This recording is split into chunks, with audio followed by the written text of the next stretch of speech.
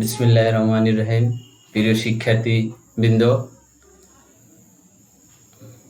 বিশ্বব্যাপী মহামারী করোনা ভাইরাসের কারণে তোমাদের প্রাণপ্রিয় শিক্ষা প্রতিষ্ঠানগুলো বন্ধ আছে। এমন তো অবস্থায় শিক্ষা কার্যক্রম অব্যাহত রাখার জন্য বাংলাদেশ সরকার যুগান্তকারী পদক্ষেপ নিয়েছে অনলাইন ক্লাসের। এরই ধারাবাহিকতায় করিমা খান মাধ্যমিক বিদ্যালয়ের পক্ষ থেকে আমি অনলাইন ক্লাসে তোমাদেরকে স্বাগত জানাই।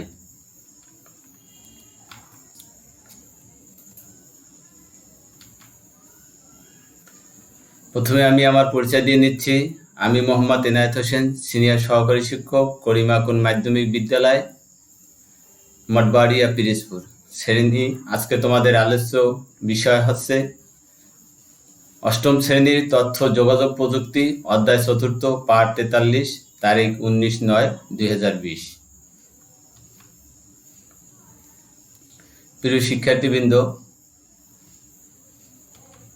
ছবিগুলো দেখে নিচের প্রশ্নগুলোর উত্তর তোমাদের দিতে হবে। দেখো, এখানে 3টি ছবি আছে, কিছু কয়েন, একজন ব্যক্তি কোনো একটা জিনিস গুনতে আছে, একজনের ক্যালকুলেটর হিসাব করতে আছে। কম্পিউটার কোন কৌশল ব্যবহার করলে এই কাজগুলো সহজে করা যায়? চিন্তা করে একটু দেখো। হ্যাঁ, তোমরা বুঝতে পেরেছো, স্প্রেডশিট ব্যবহারের কৌশল। স্প্রেডশিট ব্যবহারের কৌশল প্রয়োগ করে এই কাজগুলো অতি দ্রুত করা যায়। স্প্রেডশিট ব্যবহারের কৌশল। তাহলে আজকের পাঠের বিষয় কি বলো তো? আজকের পাঠের বিষয় স্প্রেডশিট ব্যবহারের কৌশল। আমরা যদি এই পাঠ সমাপ্তি করি তাইলে আমরা কি শিখব? এই পাঠ শেষে আমরা শিখব এক্সেল প্রোগ্রাম ব্যবহার করে ডাটা এন্ট্রি করতে পারবে তোমরা, কার্সরের ব্যবহার বর্ণনা করতে পারবে, এক্সেল প্রোগ্রামে যোগ বিয়োগ করতে পারবে, ডায়াগ্রাম তৈরি করতে পারবে।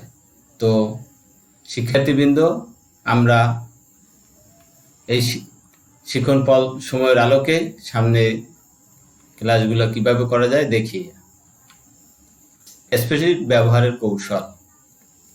দেখো, স্প্রেডশিট প্রোগ্রাম যদি আমরা কম্পিউটারে চালু করি অথবা অন করি তাইলে আমরা এই ধরনের একটা চিত্র দেখতে পাই। খেয়াল করো, স্প্রেডশিট ওয়ার্কশিটের গ্রিড কলাম ও সারি আকারে থাকে। দেখো এখানে আছে, দেখো এখানে কলাম আছে ABCDEF, এভাবে আবার সারি আছে 1 2 3 4 5 এভাবে। তার মানে উপর থেকে নিচের দিকে যে বরাবর যে লাইনটা চলে আসছে এটাকে বলা হয় কলাম, এবং বাম দিক থেকে এই যে ডান দিকে যে লাইনটা যাওয়া গেছে সেটাকে বলা হয় রো বা সারি। তো আমরা স্প্রেডশিট ব্যবহার করতে আমরা দেখলাম এই স্প্রেডশিট প্রোগ্রামে রো, কলাম ও রো এর সমন্বয়ে একটা সেল গঠিত হয়, সেগুলো আমরা দেখব। প্রতিটি কলামের শিরোনাম ইংরেজি দিয়ে হয়, শিরোনামটা দিয়ে ইংরেজি দিয়ে হয়, যেখানে আমি আগে বলছি যে ABCD, এগুলো শিরোনাম, ওই কলামের শিরোনাম হয় ইংরেজি বর্ণ দিয়ে। প্রতিটি রোর সারির শিরোনাম সংখ্যা দিয়ে হয়, রো বা সারির সংখ্যা দিয়ে হয়। তো আমার বলো তো, প্রতিটি কলামের শিরোনাম হয় ইংরেজি বর্ণ ABCD দিয়ে, এবং প্রতিটি সারির রো বা সারির শিরোনাম হয় সংখ্যা দিয়ে 1 2 3 4 5। তাহলে আমরা সেলের ঠিকানা কলাম ও সারির ছেদবিন্দুতে মিলিত অবস্থায় অনুসারে হয়। যেমন এই চিত্রে তোমরা দেখতে পাচ্ছ যে E13 একটা সব দেওয়া আছে, তার মানে আমরা 1 থেকে এই 13 নাম্বার রোতে আছি এবং কলাম আছে ইতে। এর অ্যাড্রেস বারে শো করবে তোমাদের E13। কার্সর ব্যবহার ও কাজ। কিভাবে আমরা এই স্প্রেডশিট প্রোগ্রামে কার্সর ব্যবহার করে কাজ করতে পারবো? শুনে, যে কোনো সেল কার্সর রেখে ইচ্ছে মতো অক্ষর ও সংখ্যা টাইপ করা যায়। খেয়াল করো, কার্সর ব্যবহার ও কাজ। দাও, কিবোর্ডের অ্যারো কি ব্যবহার করে কার্সর যে কোনো সেলে নেওয়া যায়। এই কিবোর্ডে আমরা যদি কিবোর্ডটা যারা তোমরা শিক্ষার্থীবৃন্দ সবাই দেখে থাকছো যে কিবোর্ডে আমাদের এই ধরনের 4টা অ্যারো কি আছে। অ্যারো কি 4টি হলো up arrow, down arrow, left arrow, right arrow, এই অ্যারো কি চেপে আমরা যে কোনো সেলে আমরা কার্সর নিতে পারি। তারপরে আমরা পারি ট্যাব, আরেকটা এন্টার। এই ট্যাব ও এন্টার কি ব্যবহার করে কার্সর আমরা যে কোনো সেলে নিতে পারি। তো ওখানে আমরা প্রথমে দেখলাম তোমাদের যে কিবোর্ডের অ্যারো কি ব্যবহার করে কার্সর যে কোনো সেলে নিতে পারি। পরে আমরা দেখলাম ট্যাব বা এন্টার কি ব্যবহার করে কার্সর বিভিন্ন সেলে নিতে পারি। মাউস ক্লিক করেও কার্সর যে কোনো সেলে নেওয়া যায়। তাহলে কার্সরের ব্যবহার ও কাজ আমরা দেখলাম যে কার্সর যদি আমরা ব্যবহার করে কাজ করতে চাই বা লিখতে চাই, তাহলে আমাদের কি করতে হবে? আমাদের করতে হবে তোমার অ্যারো কি দিয়া যে কোনো সেলে নিয়ে কাজ করতে হবে, আবার ট্যাব কি দিয়ে যে কোনো সেলের কাজ করতে হবে, এন্টার কি দিয়েও করা যাবে, আবার মাউস কি দিয়েও করা যাবে, যেগুলো চিত্রের সাহায্যে তোমাদের দেখানো হয়েছে। নিশ্চয়ই তোমরা বুঝতে পেরেছো, তোমাদের কোনো বুঝতে সমস্যা হয়নি। এ পর্যায়ে আমরা একটা কাজ দেখব, একক কাজ। দেখো, খেয়াল করো যে খোকন সপ্তম শ্রেণীর চূড়ান্ত পরীক্ষায় বাংলায় প্রথম পত্রে পাইছে 70 নম্বর, বাংলা দ্বিতীয় পত্রে 40, ইংরেজি প্রথম পত্রে 80, ইংরেজি দ্বিতীয় পত্রে 30 এবং তথ্য যোগাযোগ প্রযুক্তিতে 45 পেয়েছে। স্প্রেডশিট সফটওয়্যার ব্যবহার করে তথ্যগুলো টাইপ করো। এ পর্যায়ে আমরা যেভাবে সেল পয়েন্টার দিয়ে দেখালাম যে তোমরা কিভাবে সেলে যাবে, যে কার্সর কি ট্যাব ব্যবহার করে কার্সর নিয়ে যে কোনো সেলে ট্যাব, এন্টার অথবা অ্যারো কি ব্যবহার করে, মাউস ব্যবহার করে বিভিন্ন সেলে দিয়ে এগুলো লিখতে হবে। স্প্রেডশিটের গাণিতিক কাজ। এ পর্যায়ে আমরা দেখব স্প্রেডশিটে কিভাবে হিসাব নিকাশের কাজ করা যায়। চিত্রটা লক্ষ্য করো যে এখানে প্রথম এই কলামে কি লেখা আছে, যে নর্থ, সাউথ, ইস্ট, ওয়েস্ট, তারপর বি কলামে, সি কলামে, ডি কলামে। তো এইভাবে যদি আমরা এই নিচের দিকে খেয়াল করি, এই যে টোটালের গড়, তো এইগুলো যদি আমরা গাণিতিক কাজ মানে যোগ বিয়োগের কাজ করতে পারি। যেমন দেখো, এই সংখ্যা এখানে যোগ করা হয়েছে, এখানে এই সংখ্যা যোগ করা হয়েছে, এখানে এই সংখ্যা যোগ করা হয়েছে। আমরা সামনে দেখব কিভাবে এই যোগগুলো করা হয়। যোগ করায় এক্সেলে যোগ 2 ভাবে করা যায়। বলো তো আমার সাথে সবাই, এক্সেলে যোগ কয়ভাবে করা যায়? 2 ভাবে করা যায়। কয়ভাবে? 2 ভাবে। বুঝতে পারছো? একটা হলো স্বয়ংক্রিয়ভাবে, বলো আমার সাথে একসাথে বলো। প্রথম হচ্ছে স্বয়ংক্রিয়ভাবে, 2 নম্বরে ম্যানুয়াল পদ্ধতি। তাহলে আমরা 2 ভাবে যোগ করতে পারি। স্বয়ংক্রিয়ভাবে যোগ কিভাবে করে খেয়াল করো। স্বয়ংক্রিয়ভাবে যোগ, এখানে দেখো এই কলামে 3টে সংখ্যা আছে পরপর দেওয়া, এরপরে নিচে একটা কার্সর পয়েন্টার আছে, এই যে সেলটা তোমার চিহ্নিত করছে, এখানে যোগ করার জন্য এই সেলে কার্সর রাখতে হবে। যেখানে যোগফল পেতে চাই সেখানে কার্সর রাখতে হবে। আমরা যেখানে যোগফল পেতে চাই সেইখানেই আমাদের কার্সর রাখতে হবে। এটা খেয়াল করো, এখানে কি আছে চিত্র সাহায্যে তোমাদের দেখানো হয়েছে। দেখো, ডান পাশে এডিটিং রিবন থেকে অটো সাম ক্লিক করে আমরা এই যোগ করার জন্য স্বয়ংক্রিয়ভাবে যে যোগ করি, তাইলে এই যে সংখ্যাগুলো আছে যে ঘরে আমি যোগফল রাখতে চাই ওই ঘরে কার্সর রেখে এখানে এই যে অটো সাম দিলে এখানে ক্লিক করলেই অটোমেটিক এটা যোগ হয়ে যাবে। আশা করি তোমরা বুঝতে পেরেছো। আরো একটা দেখবো আমি স্বয়ংক্রিয়ভাবে যোগ করার। এবার দেখো ট্যাব বা এন্টার। ট্যাব বা এন্টারটি পুশ করেও আমরা এই যোগের কাজ করতে পারি। ম্যানুয়াল যোগ করার পদ্ধতি, ম্যানুয়ালি যোগ করার পদ্ধতি। কিভাবে ম্যানুয়ালি যোগ করার পদ্ধতি খেয়াল করো। এই যে সংখ্যাগুলো তোমাদের একই সংখ্যাগুলো দেখানো হয়েছে ম্যানুয়াল যোগ করার পদ্ধতি। এখানে এই সংখ্যাগুলো আছে 24, 25, 45। এই 3টে সংখ্যা আমরা যোগ করব। যেখানে যোগফল পেতে চাই সেখানে কার্সর রাখে নিম্নোক্ত সূত্রটি প্রয়োগ করতে হবে। তো আমরা সূত্রটি দেখব এবং তোমরা খাতা কলম নিয়ে ওই সূত্রটি খাতায় লিখে ফেলবে। খেয়াল করো, এই সূত্র equal to some first bracket A3 plus C5। তার মানে আমরা যে যে ঘরে আছে ওইটা সেল করে এখানে যদি এন্টার দিই তাহলে আমাদের রেজাল্ট পাস। দেখো এখানে বলে দিচ্ছে A3 প্রথম সেল ও C5 হলো দ্বিতীয় সেল নম্বর।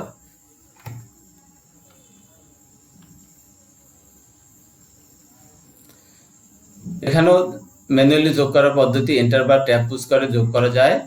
ম্যানুয়ালি বিয়োগ করার পদ্ধতি এখন শিখবো। আমরা কিন্তু ম্যানুয়ালি যোগ করার পদ্ধতি শিখছি, এখন আমরা বিয়োগ পদ্ধতি শিখব। দেখো একই সংখ্যা দেওয়া আছে, খালি পার্থক্য কি দেখো, যেখানে বিয়োগফল পেতে চাই সেখানে কার্সর রাখে নিম্নোক্ত সূত্রটি লেখি। এখানে পার্থক্য বন্ধুরা একটু খেয়াল করো, তোমরা একই লেখা, শুধু এখানে ছিল প্লাস, এখানে যেহেতু বিয়োগ এগুলো মাইনাস হবে, আরগুলো সবই একই। আশা করি তোমরা বুঝতে পারছো, কোনো সমস্যা হয়নি।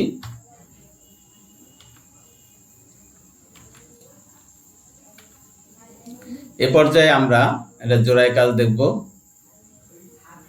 শিক্ষার্থীবৃন্দ একটু খেয়াল করো, তোমাদের একটি কাজ দেওয়া হলো খোকনের বার্ষিক পরীক্ষার নম্বর বাংলা, ইংরেজি, গণিত, বিজ্ঞান, ধর্ম, আইসিটি মোট।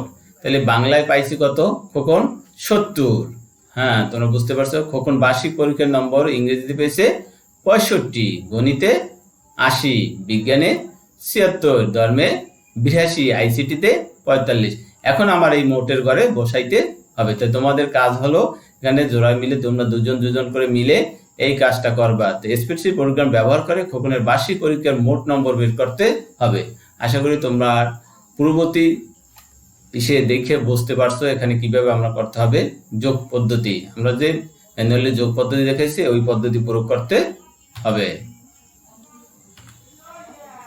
এ পর্যায়ে আমরা শিক্ষণফলে যে ডায়াগ্রাম দেখেছি সেই ডায়াগ্রামের আলোকে আমরা করো ডায়াগ্রাম, এটাকেই বলা হয় ডায়াগ্রাম। ডায়াগ্রাম হলো ওয়ার্কশিটের সংখ্যা জাতীয় তথ্যবলীকে চিত্রের মাধ্যমে উপস্থাপন করা। আমার সাথে সবাই বলো, ডায়াগ্রাম হলো ওয়ার্কশিটের সংখ্যা জাতীয় তথ্যবলীকে চিত্রের মাধ্যমে উপস্থাপন বা প্রকাশ করা।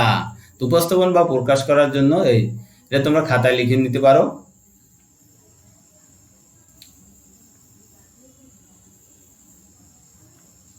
ডায়াগ্রাম অঙ্কন পদ্ধতি আমরা কি দেখতে পাচ্ছি বন্ধুরা?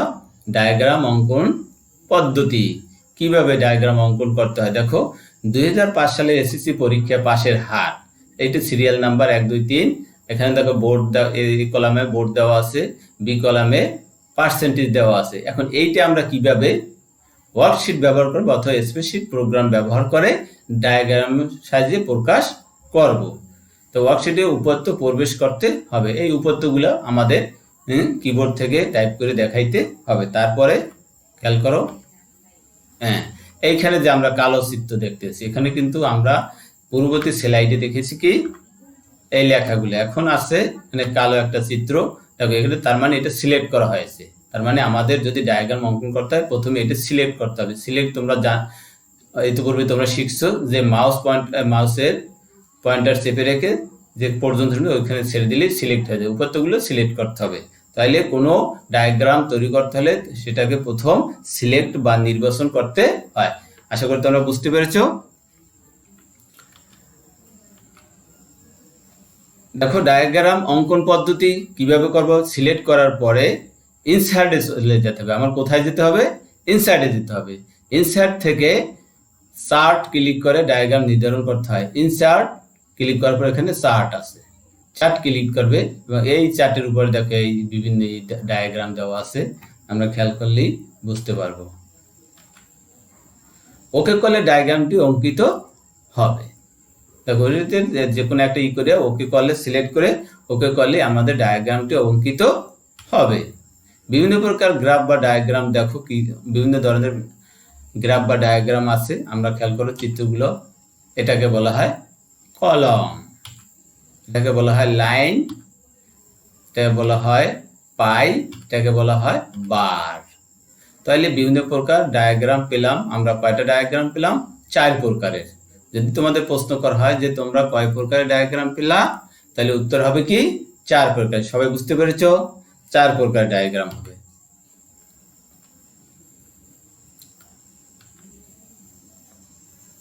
এ পর্যায়ে তোমাদের একটি দলগত কাজ দেব আমরা।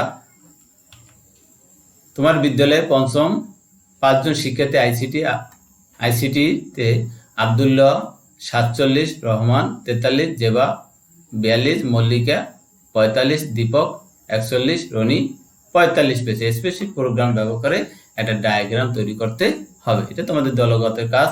এটা তোমাদের বন্ধুদের সাথে মিলে তোমরা এটা করে নিবে বাসায় বসে। আশা করি এ পর্যায়ে তোমাদের আমি যে ক্লাসগুলো দেখালাম এর আলোকেই আমাদের আজকের আলোচনার সাথে তাল রেখেই আমরা দুটি প্রশ্ন করছি তোমাদের মূল্যায়নের জন্য। এক্সেলে যোগ কতভাবে করা যায়? বন্ধুরা একটু চিন্তা করো তো, এক্সেলে যোগ কতভাবে করা যায়? হ্যাঁ, তোমরা সঠিক উত্তরটি চিহ্নিত করছো। এখানে উত্তর হবে 2। কত হবে? 2। দ্বিতীয় প্রশ্ন হচ্ছে ডায়াগ্রামে কোন রিবনে থাকে? ডায়াগ্রাম কোন রিবনে থাকে? তো আমরা এই একটু পূর্বে দেখেছি যে হোম, ডাটা, ইনসার্ট, ভিউ। এর মধ্যে একটু চিন্তা করলে আমরা দেখি কোনটায় কাজ করলাম। ইনসার্ট। হ্যাঁ, তোমরা বুঝতে পারছো, ইনসার্ট। তাহলে আমরা দুটি প্রশ্ন পেলাম। প্রথম প্রশ্নের উত্তর হলো ঘ, 2 ভাবে, আর দ্বিতীয় প্রশ্নের উত্তর হলো রিবন মানে ইনসার্ট, খ। এ পর্যায়ে আমরা একটি বাড়ির কাজ দেখব। শিক্ষার্থী বন্ধুরা, আমরা এবার বাড়ির কাজ দেখব। এমএস এক্সেলে ব্যবহার করে তোমার অর্ধবার্ষিক পরীক্ষার ফলাফলে একটি ডায়াগ্রাম তৈরি করে আনবে। এই কাজটা তোমাদের বাড়িতে থাকবে, তোমরা আশা করি এটা সম্পূর্ণ করতে পারবে। একটু একবার আবার একটু কষ্ট করে লিখে নাও। এমএস এক্সেল ব্যবহার করে তোমার অর্ধবার্ষিক পরীক্ষার ফলাফলের একটি ডায়াগ্রাম তৈরি করে আনবে অথবা তৈরি করবে।